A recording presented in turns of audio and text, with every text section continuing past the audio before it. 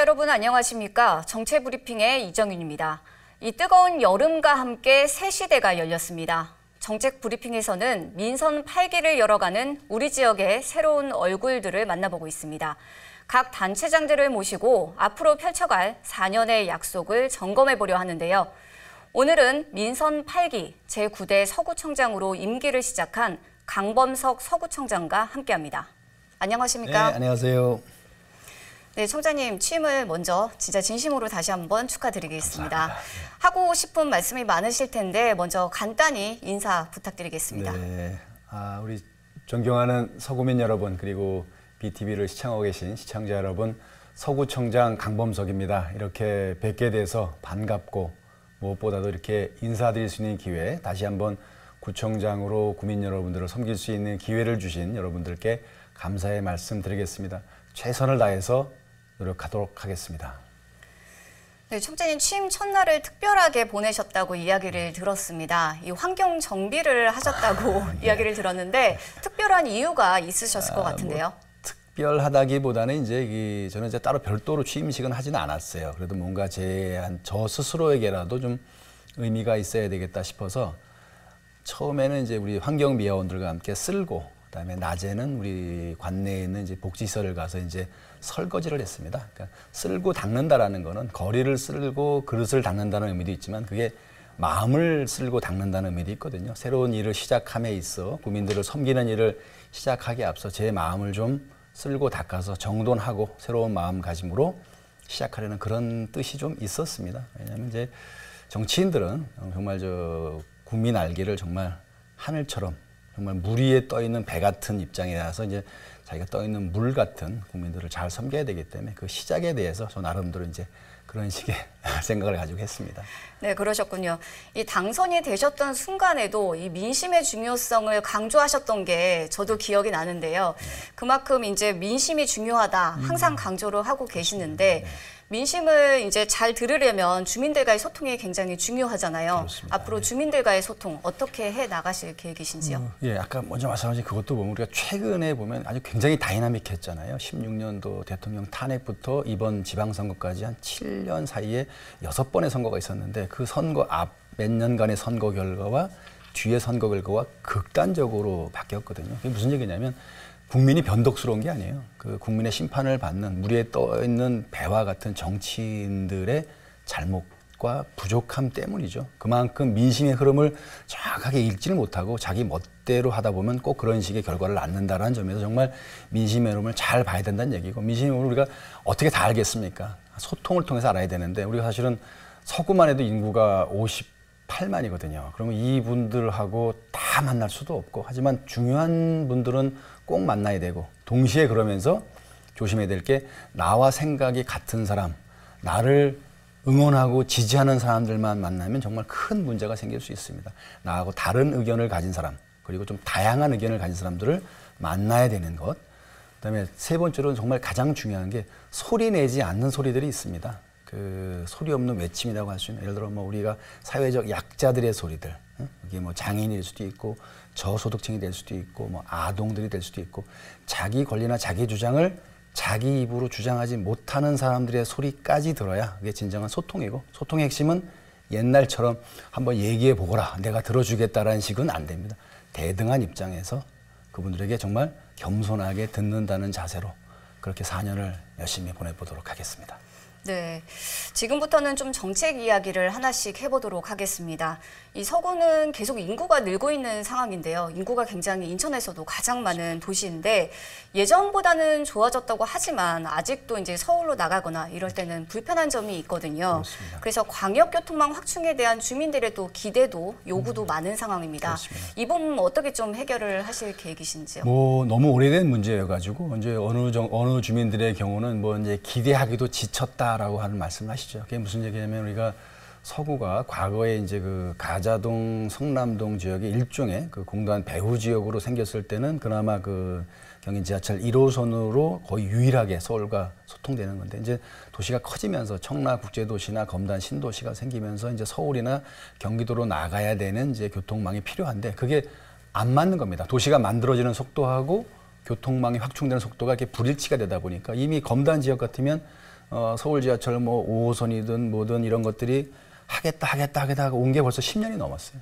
그러니까 어떤 인내 한계에 온 셈인데 저는 이 문제를 좀 이제 다른 관점에서 이게 결국은 이유가 뭐냐면 비용 문제이고 그 지역에 그런 식의 많은 비용을 들여서 철도를 깔아야 될 이유가 있느냐. 그게 흔히 말하는 BC, 베네핏 앤 코스트 가성비를 따져서 이게 아니다 따지는데 저는 그 관점을 좀 바꿔야 되는 게 예산 관점 말고 국민의 행복 관점에서 보면 예를 들어서 그 수도권 서부 지역의 서구를 포함해서 좀 넓게 하면은 고향부터 뭐 예를 들어 부천, 뭐 안산까지 포함하는 이 지역에 사는 사람들이 서울이나 다른 지역으로 일하러 가는데 왕복 하루에 2시간, 3시간을 짐짝 같은 버스나 뭐 콩나물시루 같은 지하철 전철을 통해서 왔다 갔다 하는 사람들이 과연 자기 일상에 자부심이 생기고 행복감을 느낄까요?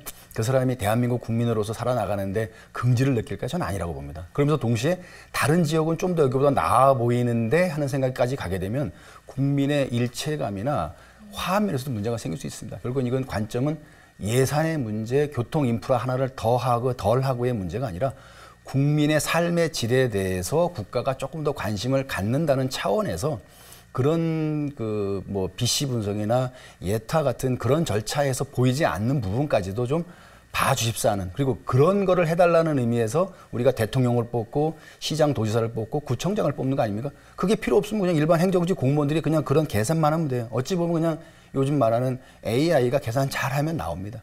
그게 아닌 그런 수식과 수치에서 잡아낼 수 없는 것들을 잡아내는 게 정치의 역할. 그러면 이제는 저는 우리 대통령이나 우리 국토부 장관이나 인천시장님께서도 우리 서구를 포함한 이 수도권 서부 지역에 사는 그 30, 40대, 30, 50대 직장인들 그들의 가족들이 그래도 조금 더 쾌적하게 서울로 경기도로 일하러 가고 볼일 보러 가는 거를 마련해 주는 게 대한민국 국민으로서의 자부심을 느끼게 해주는 그리고 대한민국 국민의 일상의 삶의 질을 높이는 첩경이다. 이런 점에서 좀 특별한 배려가 필요하다. 그래서 저는 뭐 GTX가 뭐 D가 됐든 E가 됐건 뭐 서울 지하철 5호선이 됐건 서울 지하철 2호선 연장 사업이 됐건 어떤 경우에서는 그런 식의 좀 과감한 결정도 좀 필요하다라고 주장하는 거죠. 구청장이 그런 철도를 만들 수는 없습니다. 대신에 놔달라고 떼쓰고 요구하고 막 그럴 수는 있는 거죠. 그 역할을 하겠다는 겁니다. 네.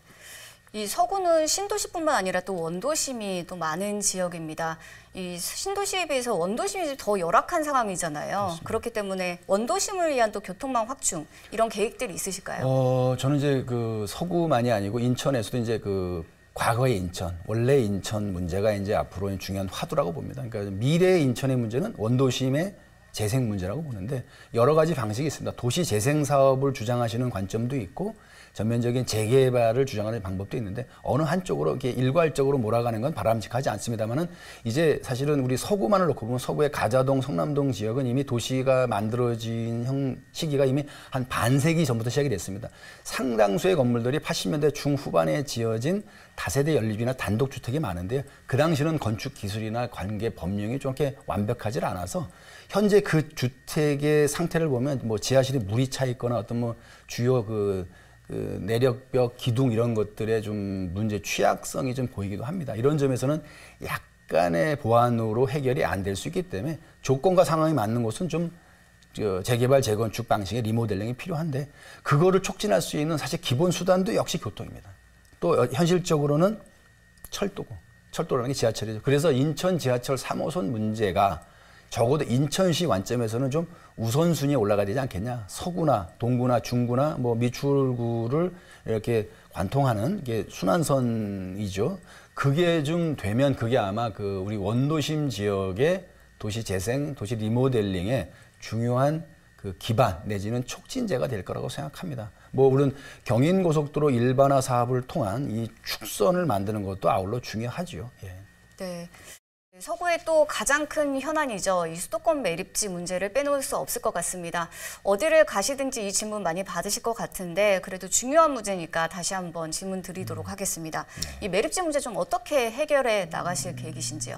저는 크게 세 가지를 말씀드리고 싶습니다. 이제는 매립지 문제를 해결해야 됩니다. 해결하는데 이게 이제 두 가지 방식이 이제 뭐 공존 내지는 경쟁을 해왔는데 첫째는 사실 저는 매립지 문제가 지나치게 정치 쟁점화되는 거에 대해서는 좀 동의하기 어렵습니다. 안 그랬으면 좋겠어요.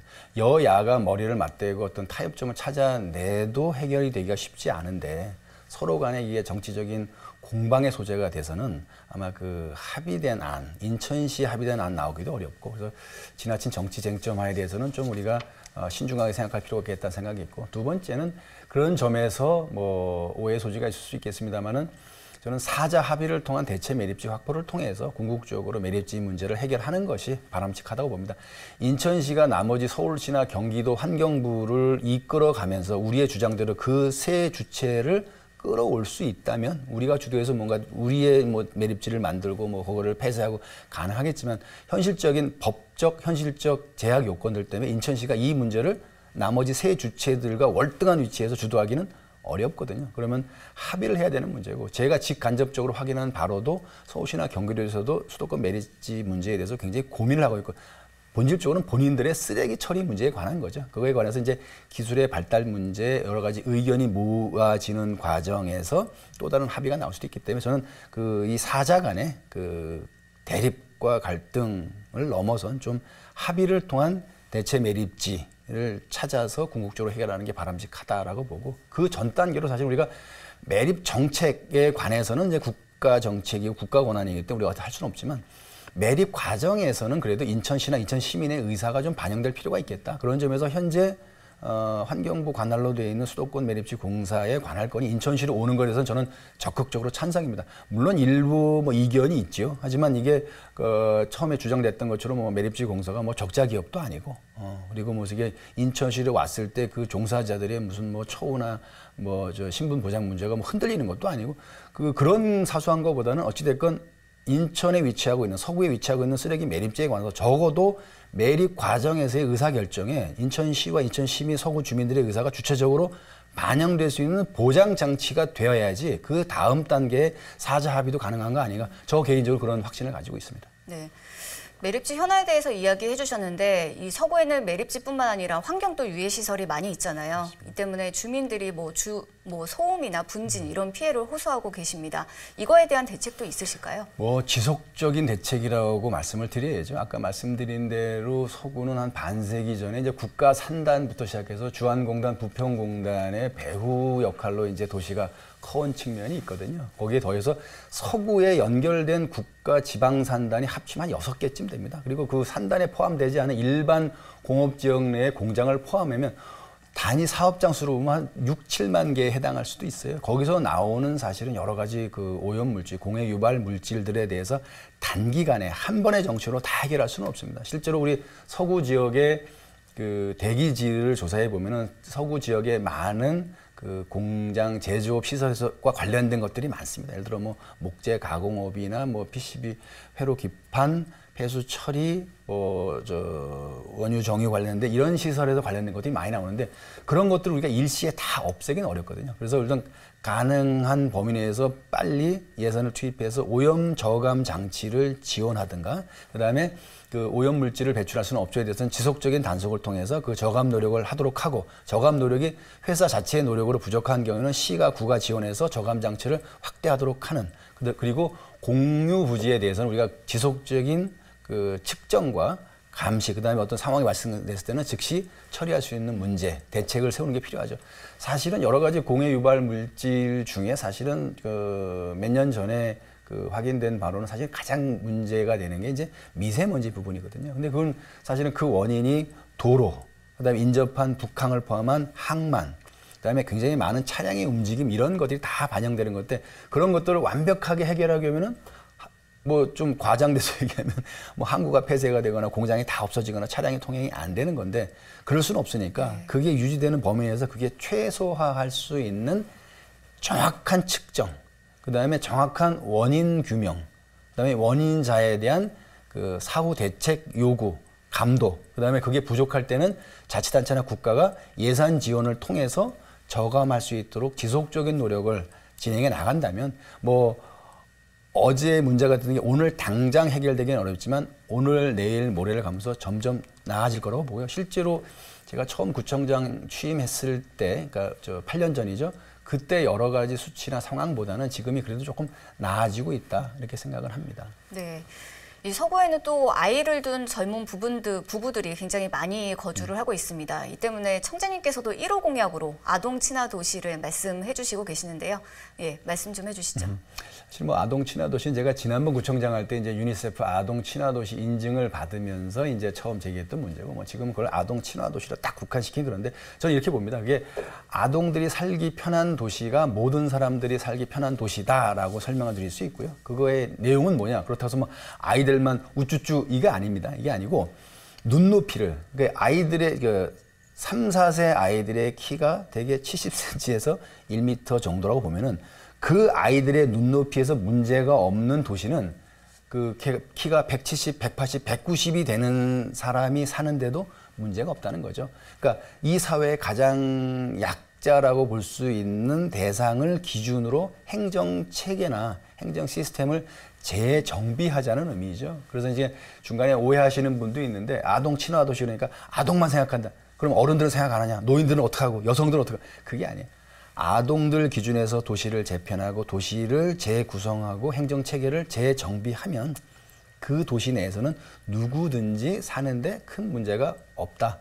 그런 관점을 가지고 서구청 행정을 재조직화하고 재구성하고 구행정을 펴나가 보겠다. 그런 의지의 표현인 거죠. 네. 그런 걸 통해서 굉장히 우수한 시민들이 서구로 많이 유입되면 그게 결국 또 서구 발전의 중요한 자산이 되거든요. 왜냐하면 사람들이 교통 불편하고 아이 키우기 어렵고 여기서 애를 키워서 상급학교 가는데 가망이 안 보인다. 거기 누가 살겠어요, 사실. 네. 이 서구는 인구가 지금도 계속 증가하고 있고 대규모 개발 사업들이 추진되고 있잖아요. 청자님께서 생각하시는 서구의 미래 경쟁력 좀 어떤 게 있을까요? 서구는 사실 이제 지금 외형적으로 굉장히 커지고 있죠. 2015년도에 인구가 50만을 돌파를 했어요. 아마 올 연말이나 늦어도 내년 초가 되면 60만을 돌파하게 될 것 같고요. 그 이상 확장은 제가 자신은 없는 게 국가 전체적으로 인구가 늘지는 않기 때문에 그래도 저는 검단 신도시나 검단의 나머지 지역에 어느 정도 개발이 좀 진행이 되면 인구가 70만 안팎까지는 가지 않겠나. 근데 이제 막 성장하는 과정인 거죠. 제가 그런 비로 쓴 적이 있는데 사춘기 청소년 같다.